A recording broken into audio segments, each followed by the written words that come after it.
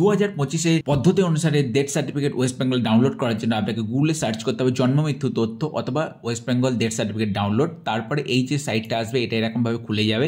এখান থেকে দেখতে পাচ্ছেন ওপরে একটি সাইডে মেনু রয়েছে সিটিজেন সার্ভিস। এই সিটিজেন সার্ভিস থেকে আপনাকে আসতে হবে ডেথ এবং ওখান থেকে আপনাকে সিলেক্ট করতে হবে ডেথ সার্টিফিকেট।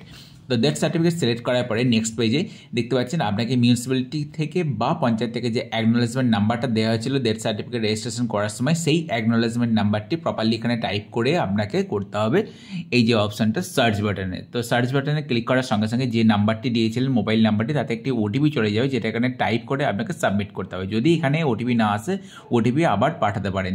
তো ওটিপিটি টাইপ করার পরে সাবমিট করার সঙ্গে সঙ্গে দেখতে পাচ্ছেন এখানে ডাউনলোড অপশন চলে আসবে। ডাউনলোড অপশানে ক্লিক করার সঙ্গে সঙ্গেই আপনার যে ফাইলটি সে পিডিএফ আকারে ডাউনলোড হয়ে যাবে, যেটা কিছুটা দেখতে পাচ্ছেন এই রকম, যাতে সমস্ত তথ্য এখানে লেখা থাকবে এবং এটা কিউআর কোড থাকবে এবং ভেরিফাই করে আপনারা প্রিন্ট করে ল্যামিনেশন করে নিতে পারেন। যদি আপনার অ্যাকনোলেজমেন্ট নাম্বারটি ভুলে যান, না জেনে থাকেন, তাহলে আপনারা আবার এই ওয়েবসাইটে ফিরে এসে ডেট থেকে know your acknowledgement or certificate number এখানে ক্লিক করতে হবে।